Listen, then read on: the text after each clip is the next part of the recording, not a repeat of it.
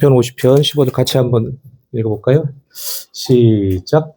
환난 날에 나를 부르라. 내가 너를 건지리니 내가 나를 영화롭게 하리로다. 아멘.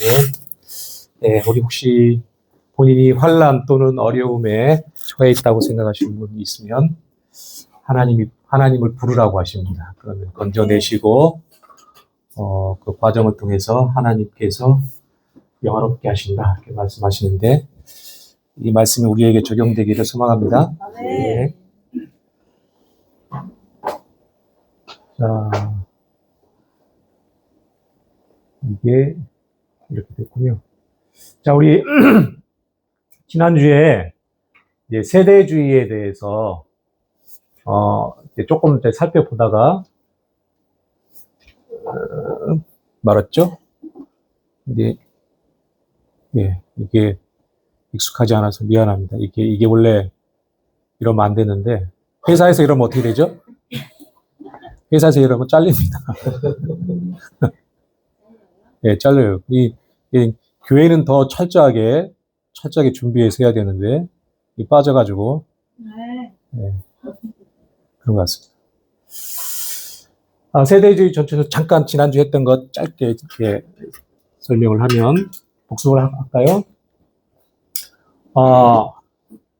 역사적 전천년설과 같이 예수님 재림 후에 천년 왕국이 있다라고 주장하는 게 이제 세대주의 전천년설이죠. 이거는 이제 역사주의 전천년설과 다르지 않습니다. 그리고 인류의 역사를 몇 세대로? 7세대로 나눕니다. 무제시대, 양심시대, 인류 통치시대, 약속시대, 율법시대, 은혜시대, 천년왕국시대 이렇게 나눕니다. 근데 이제 세대주의도 진화를 했습니다. 세대주의도 사실은 진화를 하는데 우리가 지금 하고 있는 거는 이제 고전적 세대주의, 전통적 세대주의라고 얘기를 합니다. 근데 그게 우리가 지금 하고 있는 거고 그게 조금 진화를 해서 변화를 겪어서 수정주의 세대주의라는 게 있습니다. 내용이 조금 변화가 됐어요. 조금 이제 우리 개혁주의 쪽으로 살짝 이제 좀 넘어와가지고 그렇게 하고 그 다음에 요즘에는 점진적 세대주의라는 게 있습니다. 점진적 세대주의. 요거는 이 인류의 역사를 7시대로 나누지 아니하고 4세대로 이렇게 나누고 앞에 있는 뭐 양심시대라든지 이런 것들을 다 족장시대로 묶어가지고 얘기를 하고 그 다음에 신학이라는 게 이제 우리가 지금 하고 있는 언약신학과 반대편에 있는 게 이 세대주의 신학인데 우리가 지금 다루고 있는 세대주의 신학은 이 언약주의 그 신학을 갖다 이렇게 조금 이제 반대편에 서 있는데 이 점진적 세대주의라는 것은 이 언약주의 신학을 조금 이렇게 받아들입니다. 받아들여가지고 세대주의는 이 세대별로 구원의 방법이 틀리다 이렇게 주장을 하는데 이 점진적 세대주의는 조금 그걸 바꿔서 예수 그리스도가 구원의 방편이다 여기까지 이렇게 인정하는 그런 쪽으로 이렇게 세대주의도 변화를 하고 있습니다. 이제 참고로 말씀을 드린 거고. 그래서 이 세대주의라는 거는 유대인과 이방인을 철저하게 구분을 해가지고 이제 해석을 해요. 구약 같은 경우는 철저하게 유대인들 중심으로 말씀을 주신 것이다. 또 교회는 신약 시대는 또 이반 교회에게 주신 말씀이다. 이렇게 이제 구분을 해가지고 유대인과 이방인의 역할과 그들의 운명에 대해서 분리해서 철저하게 해석을 하죠. 그리고 성경을 어떻게 해석한다고요? 문자적으로 또는 기계적으로 그렇게 해석을 합니다. 무천년주의는 어떻게 해석한다고요? 상범군? 무천년주의는 이제 상징적으로 또 영예주의, 알레고리하게 이렇게 해석을 합니다. 그래서 이게 이제 그림입니다. 그림인데 초림이 있고 초림이 위해 신약 시대가 도래하고 교회가 휴거를 하죠. 요때 빠졌는데 요때 재림을 하시죠. 요때 재림을 하십니다. 무슨 재림이라고 얘기하죠? 공중재림. 그래서 세대주의는 예수님이 2번 재림하신다고 얘기를 하는 거죠. 교회가 휴거할 때 환난 전에 예수님이 공중에서 재림하시고 이제 교회와 공중에서 7년 동안 혼인잔치를 벌이고 혼인잔치를 벌이는 동안 유대인은 지상에서 어떻게 돼요? 환난을 겪는다는 거죠. 환난은 유대인이 겪는다. 그 다음에 재림을 지상으로 재림하시고 이때 모든 사람들이 부활을 하고 그 다음에 천년왕국에 들어가고 천년왕국에서 이 사람들이 구약의 제사 제도를 다시 부활시킨다. 그 다음에 천년이 지난 다음에 천국이 임한다. 새하늘과 새 땅이 임한다. 이게 이제 세대주의의 흐름입니다. 세대주의 흐름. 이정표죠. 세대주의의 역사적 배경에 대해서 말씀을 드렸죠. 넬슨 다비라는 사람, 영국 사람이 이제 주창을 해가지고 이 세대주의라는 것을 가져왔고, 이게 이제 미국으로 건너가잖아요. 미국에 건너가가지고 이제 미국의 누구? 리베라는 이제 그 전에 미국 건너가기 전에 이제 이거 뿌리, 그러니까 세대주의의 그 뿌리, 리베라라는 어떤 예수의 신부가 이제 그 프랑스의 바돌로메 10만 명의 그리스도인들에 대한 학살이 있었는데, 이 학살 사건 때문에 교황이 욕을 먹으니까 교황을 변호하기 위해서 만들어낸 신학 중에 하나가 이제 이 세대주의라는 건데, 이걸 건너뛰고 이제 미국으로 건너가잖아요. 이 세대주의가 미국으로 건너가서 미국의 스코필드, 들어봤죠? 스코필드 관주 성경이라는 것을 스코필드가 만들면서 그 안에 관주 성경을 만들면서 그 안에 이 세대주의 종말론을 집어넣어 버린 거죠. 넣어버려가지고 그게 50년 내에 얼마나 팔렸냐면 300만 부가 팔렸어요. 그 당시에는 엄청 많이 팔린 거죠. 그러다 보니까 미국 전역에 이 세대주의가 다 보급이 돼버렸다고 그랬죠. 그래서 우리나라에 들어온 사람들도 우리나라의 초대교회 선교사들도 다 이 세대주의의 영향을 받은 선교사들이 들어왔고, 이 세대주의가 지금도 우리나라 교회에 영향을 미치고 있을까요? 안 미치고 있을까요? 미치고 있는 거죠. 계속 미치고 있고, 그러다가 이제 물론 그 이면에 뭐 전천년주의, 역사적 전천주의는 계속 끊임없이 살아왔었는데, 한 1970년대 그리고 1990년대를 통해서 무천년주의가 우리나라의 교회에 이렇게 이제 들어오게 된 그런 배경이 있습니다. 네, 그래서 이제 세대주의의 유명한 사람들 누구라고 그랬죠? 학교로는 무디 신학교, 달라스 신학교가 있고, 무디라는 사람, 또 뭐 빌리 그레엄 같은 사람들, 그런 사람들 있다는 거. 자, 세대주의의 장점, 단점. 장점은 뭐 미래적으로 해석한다는 거 했고, 그다음에 징조에 대해서 예수님 재림 전에 징조들이 있을 것인데, 그 징조들에 대해서 좀 강조하는 것들이 장점이라면 장점일 수 있는데, 뭐 크게 장점이라고 볼 수 없을 수도 있을 것 같긴 합니다. 어쨌든 문제는 이제 단점인데, 성경을 7시대로 나누는 거, 그래서 그때마다 구원의 조건이 달라진다라고 주장하는 게 좀 단점으로 보일 수가 있는 거고, 또 이방인 교회와 유대인 교회를 첨예하게 구분하는 것, 그 다음에 7년 환란 전에 교회가 휴거가 되는데 이중재림이다. 공중으로 먼저 재림하시고 7년이 지난 다음에 지상으로 재림하신다는 것, 그런 문제가 있고, 그 다음에 계시록 4장 이후에 계시록이 1장부터 몇 장까지 있죠? 22장까지. 삼국이 몇 장까지 있죠? 하품하면 걸려, 이렇게. 22장까지. 근데 1장부터 3장을 뛰어넘어서 4장 이후로는 1장부터 3장까지는 교회에 대한 말씀이고, 4장부터는 이제 유대인들에 대한 말씀이다. 이렇게 얘기를 해요. 환란과 징조를 유대인들에게만 해당하는 것이다. 교회와, 성경 자체도 교회와 유대인들을 구분해갖고, 철저히 구분해서 그렇게 해석을 합니다. 그리고 아까 얘기한 것처럼 청년 왕국에 들어가서 유대인들이 다시 제사를 지린다는 거야. 소를 잡는지 뭐 염소를 잡는지 모르겠지만 다시 제사 제도를 부활을 시킨다는 것이고, 유대인은 천년 왕국에서 지배계층 왕으로, 그다음에 나머지 이제 이방인 교회는 피지배 계층으로 이렇게 살아간다라고 이렇게 주장을 합니다. 기분이 안 좋죠, 그죠? 네. 자, 그래서 오늘은 이제 지난주에 저기까지 했고, 오늘은 이제 세대주의 전천년설의 보완적 비평. 우리 이제 요거는 우리 전천년 역사주의 관점에서 좀 비평을 해보자는 겁니다. 우리가 몇 시에 시작했죠? 우리 오늘 열화와 같은 성화에 힘입어서 빨리 끝내자라는 그런 얘기가 있어서 빨리 세대주의를 하고 끝내면 될 것 같긴 한데, 자, 세대주의의 단점이 있었잖아요. 그거에 대해서 한번 비평을 해보고, 우리 이 전천년주의, 역사적 전천년주의 관점에서 한번 얘기를 좀 해보도록 하겠습니다. 세대주의는 인류의 역사를 7세대로 구분을 해요. 세대마다 구분을 해놓고 세대마다 하나님께서 말씀을 주십니다. 생명의 말씀을 주시는데, 이 사람들이 그 말씀을 지켜요, 못 지켜요? 못 지키죠. 언약의 형태로든지 또 법의 형태로든지 간에 말씀을 주시는데 그 말씀을 지키지 못합니다. 불순종합니다. 그래서 하나님이 어떻게 해요?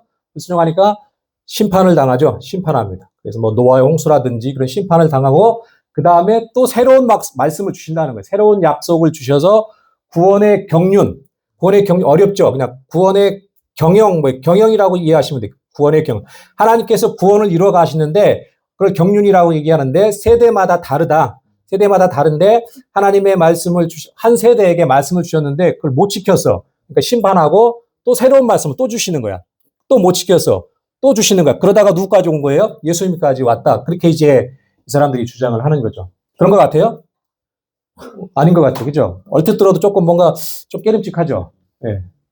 자, 이들의 주장의 문제점은 뭐냐면, 요건 역시 우리 아까도 얘기한 것처럼 교회에는 크게 두 가지 신학이 있어요. 언약적 신학과 세대주의 신학.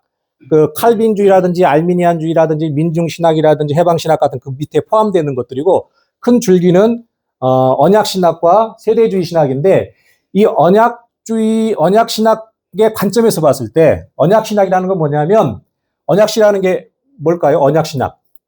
언약 신학이라는 거는 누구를 통해서 역사가 이루어지는 거죠? 누굴 중심으로? 한 분 누굴 통해서? 예수님을 통해서 모든 인류 역사가 진행되어 오는 겁니다. 그 과정에서 하나님께서 약속을 주시잖아요. 예수님에 대한 약속들을 주시는 거예요. 그 약속들을 주시고 그 약속들이 점진적으로 계시가 되고 결국은 예수님까지 이루어지는 거죠. 오고 있는 거죠. 하나님이 예수 그리스도라는 분을 이 땅에 오시게 하기 위해서 약속을 통해 가지고 이루어가는 신학이다. 성경 그런 거다. 인류의 역사는 그게 언약 신학인데, 그 언약 신학의 관점에서 보았을 때는 이 사람들은 이 예수 그리스도를 통해 하나님께서 이루어 가시는 그 약속들이 다 단절되는 거잖아요. 그죠? 그 약속들이 하나로 꿰어지지가 않는 거예요. 그죠? 중간중간에 단절되는 거야. 하나님은 언약 신학이라는 관점에서 봤을 때 예수 그리스도를 통해서 이루어 가는데, 이 세대주의는 전천년설은 그 예수 그리스도가 없는 거죠. 예수 그리스도가 관통해 있어야 되는데 예수 그리스도가 없는 거죠.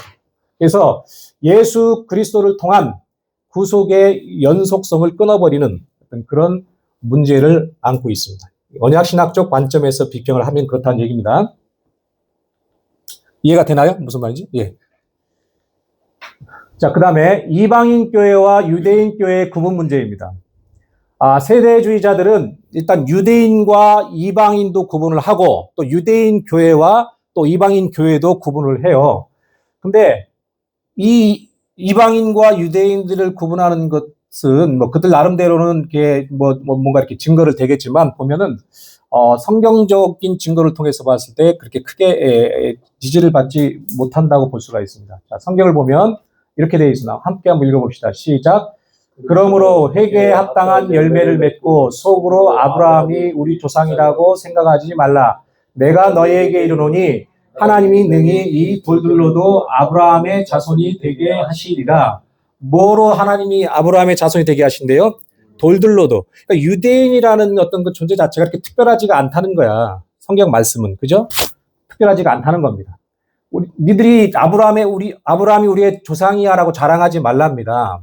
아브라함이라고 자랑하지 말라는 것은 돌들로도 하나님은 아브라함의 자손이 될 수 있게 하셔. 그러니까 너희들 지나친 선민의식 그런 거 갖지 마. 그렇게 성경은 구분하지 않는다는 거예요. 또 한번 봅시다. 시작. 너희는 유대인이나 헬라인이나 종이나 자유인이나 남자나 여자나 다 그리스도 예수 안에서 하나이니라. 너희가 그리스도의 것이면 곧 아브라함의 자손이요 약속대로 유업을 이을 자니라. 진정한 아브라함의 자손은 누구라는 거죠? 그리스도를 믿는 사람들, 예수 그리스도 안에 있는 사람들이 진짜 아브라함의 자손이라고 얘기를 하는 거죠. 그죠? 어떤 혈통적인 유대인이 중요한 게 아니라고 바울이 갈라디아에서 이렇게 얘기를 합니다. 또 하나 봅시다. 시작. 할례나 무할례가 아무것도 아니로되 오직 새로 지으심을 받는 것만이 중요하니라. 무릇 이 규례를 행하는 자에게와 하나님의 이스라엘에게 평강과 긍휼이 있을지어다. 할례나 무할례가 뭐래요? 아무것도 아니랍니다. 할례는 누구만 받아요? 유대인만 받아요. 유대인의 표식이 할례 받는 거거든요. 다시 얘기해서 유대인이나 이방이나 아무것도 아니랍니다. 누가 이렇게 얘기한 거예요? 바울 사도가 그렇게 얘기를 합니다. 자, 또 하나만 더 보겠습니다. 자, 시온아, 이거 너를 위해서 세 번역으로 했어. 크게 한번 읽어봐, 이거. 자, 요거. 시작. 겉모양으로 유대 사람이라고 해서 유대 사람이 아니요. 겉모양으로 살갗에 할례를 받았다고 해서 할례가 아닙니다. 오히려 속사람으로 유대 사람이니가 유대 사람이며 율법의 종문을 따라서 받는 할례가 아니라 성령으로 마음에 받는 할례가 참 할례입니다. 이런 사람은 사람에게서가 아니라 하나님에게서 칭찬을 받습니다. 예, 로마서 2장 말씀인데 이 표면적 유대인이 유대인이 아니다 이렇게 그런 말씀 들어봤죠. 그거 이제 풀어서 세 번역에서 얘기한 겁니다. 겉모양으로 유대 사람이라고 해서 유대 사람이 아니래요. 진짜 유대 이 사람은 누구냐면 마음의 할례를 받는 사람들. 누가 마음의 할례를 받는 사람이에요? 어떻게 할례를 받아요 우리가? 예수 그리스도. 예수 그리스도를 통해서 성령이 임하시잖아요. 그게 마음의 할례를 받는 그 사람들이 진짜 누구라는 겁니까? 유대인이라는 거죠. 성경은 이렇게 얘기를 합니다. 그죠? 근데 세대주의자들은 그렇게 받아들이지 않는다는 거죠. 성경과는 상반되는 그런 주장을 하고 있다는 겁니다. 위의 말씀들은 믿음으로 말미암는 자들은 아브라함의 자손으로 유업을 이을 자라고 규정을 합니다. 믿음으로 예수 그리스도를 믿는 자들이 진짜 유대인이고 그들이 아브라함의 후손들이다. 아브라함의 기업을 이어받는다. 그렇게 얘기를 합니다. 그래서 이방인 교회와 유대인 교회를 구분하는 것은 성경적인 근거가 빈약하고 아까 언약신학이라고 얘기했죠. 언약신학적 관점에서 비판을 받을 수 있는 충분한 여지가 있다. 그렇게 지금 싸우고 있는 중이에요. 세대주의하고 언약주의하다. 이해하시면 되겠고요. 자, 환란 전 휴거 문제. 우리 저기 누구시죠? 여기 정모 형제가 환란 전 휴거를 믿으시는데 가버리셨네. 내가 먹던 물인가? 아니구나. 예. 다음에 이제 환란 전 들어오셨네. 우리 정모 형제가 환란 전 휴거를 지금 믿으시고 나도 그렇게 믿고 싶긴 한데 보니까 성경은 조금 다르게 얘기해서 고민이긴 합니다. 환란 전 휴거냐 환란 후 휴거냐는 오늘 잠깐 보고 나중에 조금 더 이게 좀 말씀도 좀 더 보완해갖고 한 번 더 하고 싶긴 한데 보면 세대주의자들은 환란 전 휴거를 이제 믿잖아요, 그죠? 보니까 우리 정모 형제가 보내준 자료도 보니까 조세 프린스 자격도 보니까 그분도 이제 환란 전 휴거를 믿으시던데 보니까. 세대주의 전천년설은 주님의 이중재림과 거기에 따른 성도의 부활과 유대인의 부활이 있다고 주장합니다. 아까 말씀을 드렸죠. 환란 전에 성도들이 부활을 합니다. 성도들이 부활하고 공중재림에 그 다음에 이제 그 지상재림 때는 구약의 성도들과 또 7년 환란 기간에 죽은 사람들이 부활을 한다는 거 이렇게 믿고 2번 부활을 한다는 얘기죠. 그러면서 계시록 4장 1절에 보면 천사가 요한에게 이리로 올라오라라고 하는 그런 말씀이 있어요. 이리로 올라오라는 말씀을 하는데 그게 뭐냐면 휴거라는 거예요, 휴거. 4장에 이리로 올라오라라고 한 다음에 5장에 천상의 모습이 보여주고 6장부터 이제 그 환란이 시작되거든요. 인환란부터 시작되는데, 그러니까 인환란이 시작되기 전에 올라갔다는 교회가 이제 천사가 요한에게 한 말씀인데 그렇게 주장을 그게 이제 휴거라고 얘기를 하는 거죠. 그러나 성경을 보니까, 제가 양쪽 보니까, 이렇게 보니까, 환란 전 휴거보다는 환란 후의 휴거가, 성도들이 환란을 통과하는 것이 더 성경적이고 지배적인 것 같다. 그런, 저는 개인적인 결론을 그렇게 얻었습니다. 보도록 하겠습니다. 예수님께서 먼저 성도들은 환란을 겪을 것이다라고 먼저 하신 말씀들이 있습니다. 자, 봅시다. 다 아는 말씀이에요. 마태복음 24장 29절 31절. 이때 이제 마지막 때의 제자들이 마지막 때에 무슨 징조가 있겠습니까? 라고 물어볼 때 예수님께서 다시 답변하시는 말씀 24장에 나오는데 같이 한번 읽어봅시다. 시작. 그날 환란 후에 즉시 해가 어두워지며 달이 빛을 내지 아니하며 별들이 하늘에서 떨어지며 하늘의 권능들이 흔들리리라. 그때 인자의 징조가 하늘에서 보이겠고 그때 땅의 모든 족속들이 통곡하며 그들이 인자가 구름을 타고 능력과 큰 영광으로 오는 것을 보리라. 저가 큰 나팔 소리와 함께 천사들을 보내리니 그들이 그의 택하신 자들을 하늘 이 끝에서 저 끝까지 사방에 모으리라. 여러분들 그의 천사들이 그의 택하신 자들을 하늘 이 끝에서 저 끝까지 사방에서 모으리라는 게 뭘 의미하는 것 같습니까? 뭘 것 같아요, 이게? 네, 이게 휴거입니다, 휴거. 휴거를 이렇게 풀어서 얘기한 겁니다. 천사들을 보내가지고, 그때 이제 예수님이 이제 백마 타고 오실 때에 예수님을 따르는 무리들이 있고 또 천사들이 같이 와요. 그래서 이제 아마겟돈 전쟁 시에 예수님과 백마 탄 그 선택받은 자들이 이제 적그리스도 세력과 싸우고 천사들은 또 하는 일이 있어. 뭐냐니까 이 일을 한다는 겁니다. 천사들이 와가지고 택하신 자들 하늘 이 끝에서 저 끝까지 사방에서 모은다는. 이게 모은다는 건 뭐예요? 전 세계적으로 믿는 자들이 있을 거 아니에요. 한 곳에 다 모아서 어떻게 되는 공중으로 휴거를 시킨다는 거. 이게 휴거의 의미를 이렇게 풀어서 얘기한 겁니다. 이건 제 얘기가 아니고 신학자들이 되게 이렇게 설명을 합니다. 주장을 합니다. 근데 보니까 요거는 뭐예요? 인자가 구름을 타고 권능으로 큰 영광을 오는 거. 요거는 재림이잖아요. 그죠? 근데 재림 전에 뭐가 있다는 겁니까? 환란. 환란 후에 예수님께서 오시고 그때 휴거가 있다. 이렇게 순차적으로 예수님께서 설명을 하시는 거예요. 그래서 예수님 당신도 환란을 성도들이 통과한다, 겪는다. 상무기도 살아있으면 환란을 겪는다. 그렇게 말씀을 하고 있는 거예요. 그게 얘기고요. 그 다음에 사도들은 그럼 어떻게 얘기했을까? 사도들은 어떻게 얘기했냐면 봅시다. 자녀이면 또한 상속자, 곧 하나님의 상속자여 그리스도와 함께한 상속자니 우리가 그와 함께 영광을 받기 위하여 고난도 함께 받아야 할 것이니라.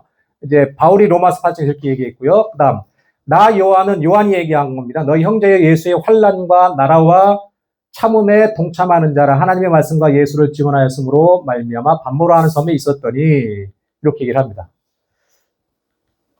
자, 그 다음에 요걸 같이 한번 읽어보도록 합시다. 시작. 내가 말하기를 내 주여 당신이 아시나이다 하니 그가 나에게 이르되 이는 큰 환난에서 나오는 자들인데 어린 양의 피에 그 옷을 씻어 희게 하였느니라. 요게 이제 계시록 7장에 나오는 말씀인데 계시록 7장에는 14만 4천 명에 대해서 얘기하고 그 다음에 흰옷 입은 큰 무리에 대해서 얘기를 합니다.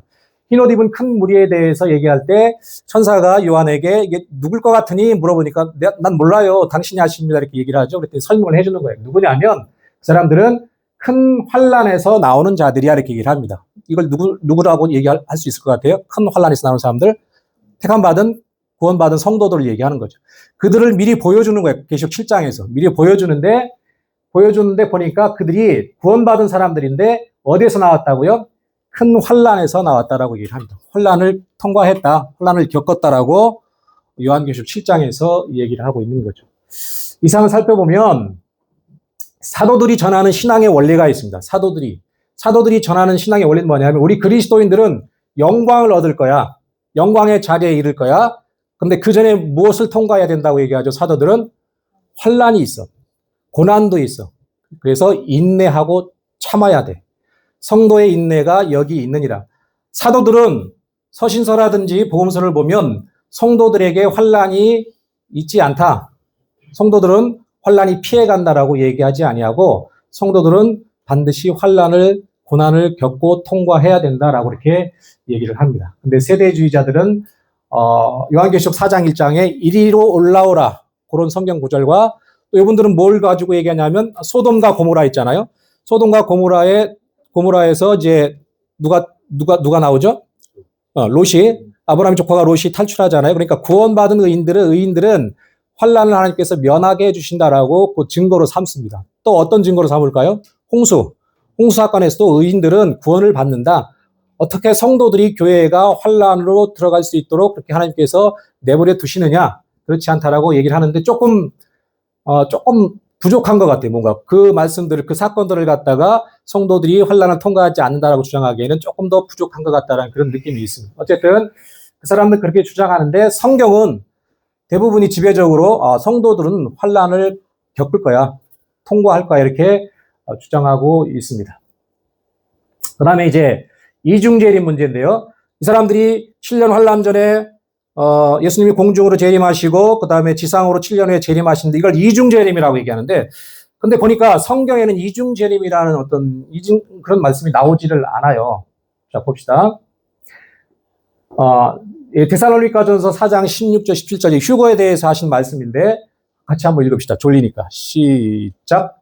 주께서 호령과 천사장의 소리와 하나님의 나팔 소리로 친히 하늘로부터 강림하시리니 그리스도 안에서 죽은 자들이 먼저 일어나고 그 후에 우리 살아남은 자들도 그들과 함께 구름 속으로 끌어올려 공중에서 주를 영접하게 하시리니 그리하여 우리가 항상 주와 함께 있으리라. 예, 요게 이제 휴거에 대해서 기록한 성경 말씀인데 여기 보시면 여기에 예수님이 두 번 재림하실 거라는 어떤 느낌이나 뉘앙스가 있나요? 여기에 혹시? 찾을 수가 없죠. 그죠? 두 번 재림하실 것이라는 말씀이 없습니다. 강림하시니 그리스도 안에서 죽은 자들이 먼저 일어나고 예수님이 재림하실 때 부활이 있다는 거고 그 다음에 휴거가 있다라고 동시에 일어난다라고 얘기를 하지 한 번 먼저 공중 재림하고 또 지상 재림할 거라는 그런 말씀의 근거가 없다는 거죠. 성경에서는 찾을 수가 없습니다. 자, 그 다음에 계시록 4장 이하의 해석 문제. 아까 얘기한 것처럼 세대주의 전천전설은 계시록 4장 이하의 말씀과 종말 징조들을 유대인들만을 향한 것이다. 유대인들만을 향한 것을 이렇게 주장을 합니다. 그러니까 4장 이하는 유대인들을 위한 기록이고, 그 다음에 징조들도 유대인들만을 위한 것이다라고 주장을 한다는데요. 아까 얘기한 거죠. 그 이유는 4장 1절에 이리로 올라라는 말씀이 휴거라고 이제 주장을 하는 거죠. 근데 보니까 교회가 휴거된 증거 중 하나는 3장까지는 교회라는 단어가 16번 사용됐다는 거죠. 이 사람들이 이제 4장 1절에 이리로 올라오라는 그 구절이 휴거라고 주장하면서 또 뭐라고 주장하냐면 1장부터 3장까지 보니까 교회라는 단어가 몇 번? 16번이 기록되어 있대. 근데 4장부터는 그게 있다는 거예요, 없다는 거예요?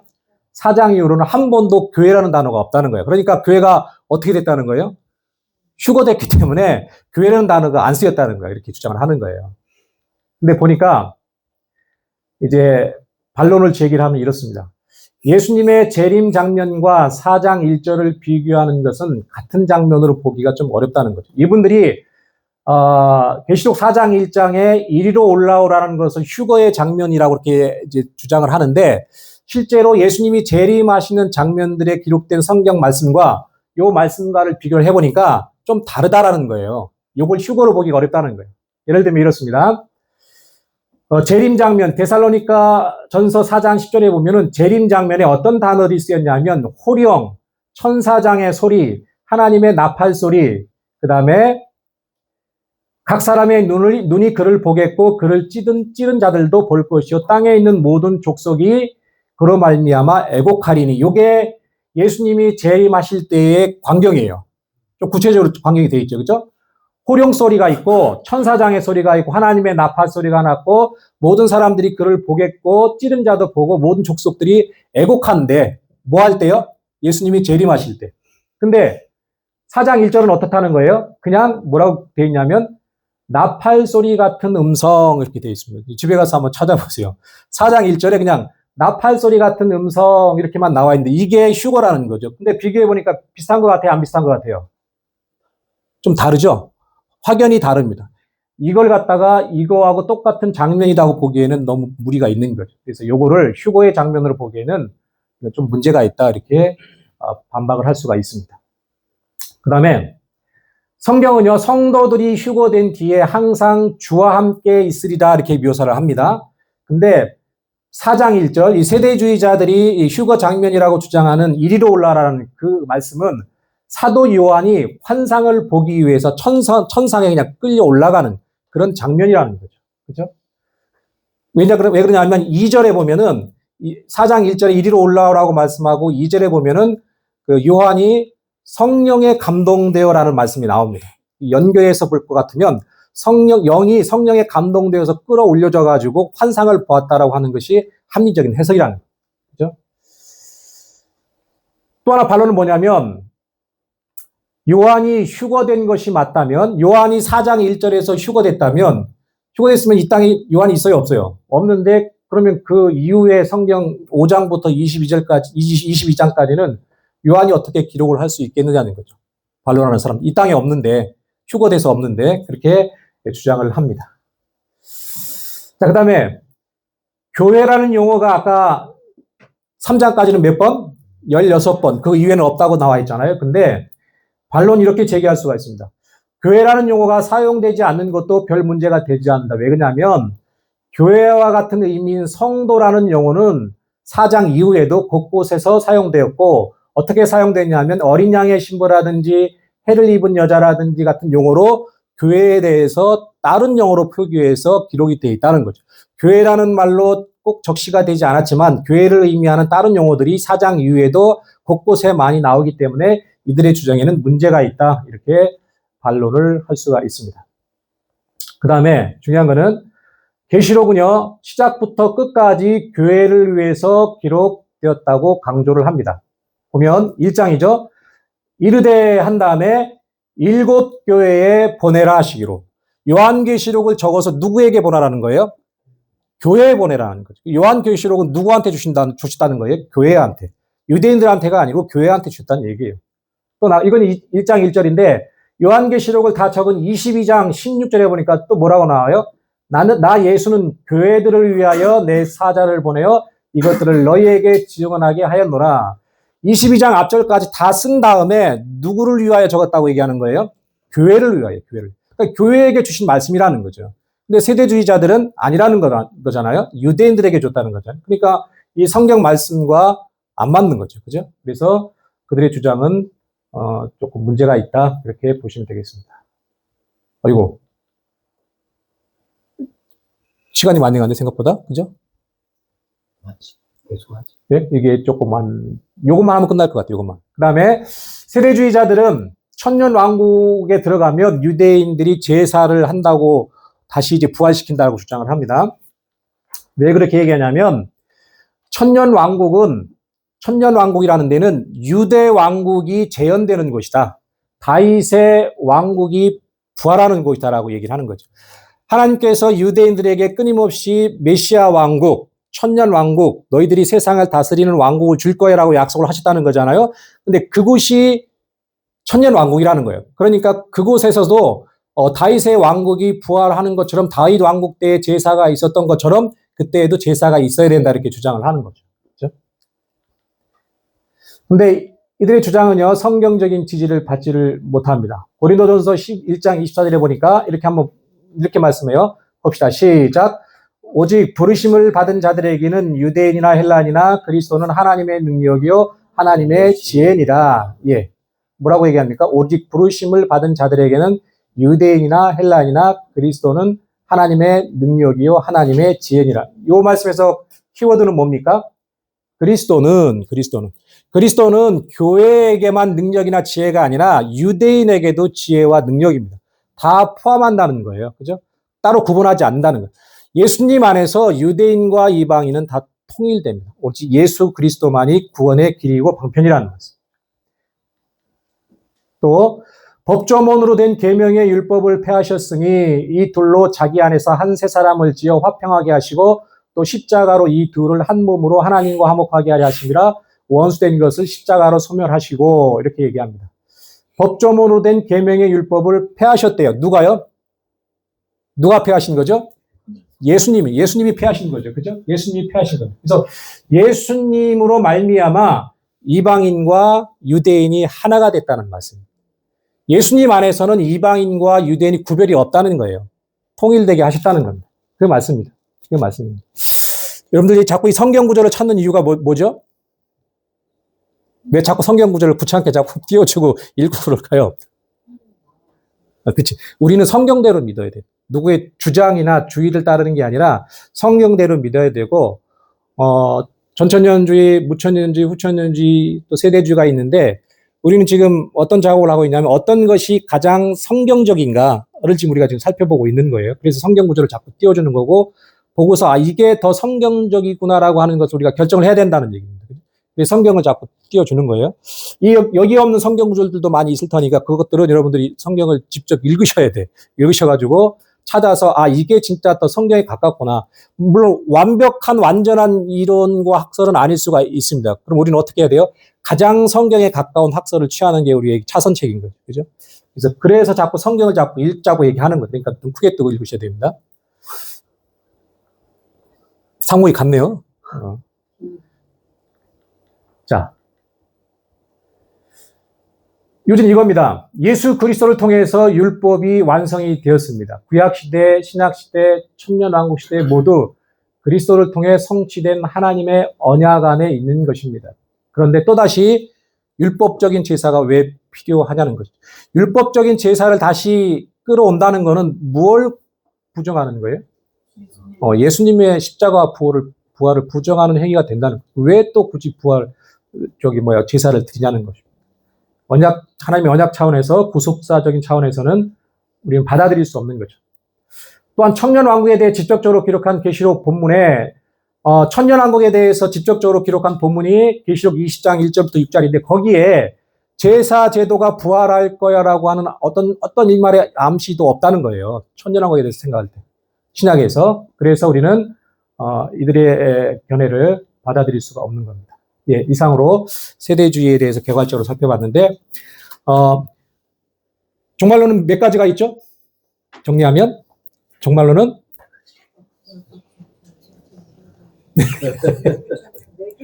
크게 네 가지죠.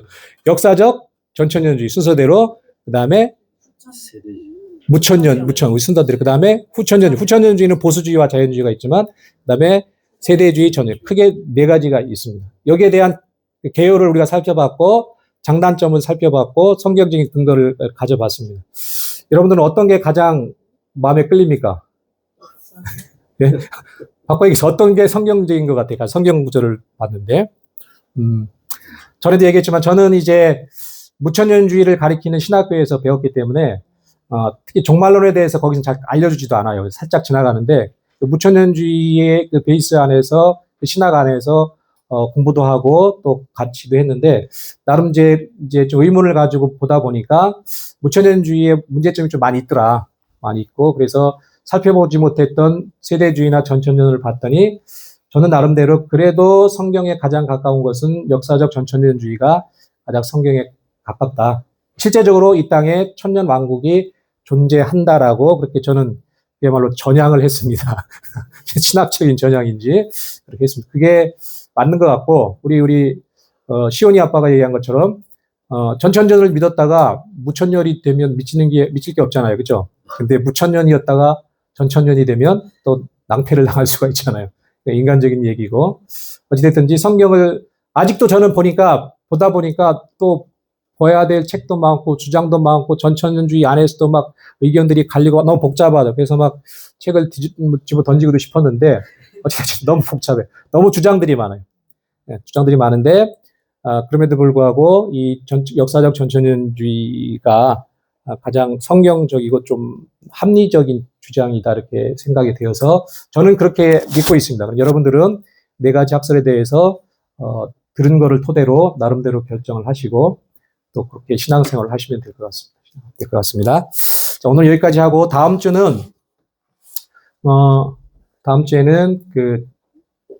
지난번에 얘기한 것처럼 왜 천년왕국이 꼭 이 땅에 있어야 되지? 이건 이제 역사적 전천년주의를 갖다 조금 보완하는 차원에서 왜 이 땅에서 꼭 천년왕국이 있어야 되지? 아까 우리 선교사님이 오전에 천년왕국에 대해서 얘기했잖아요.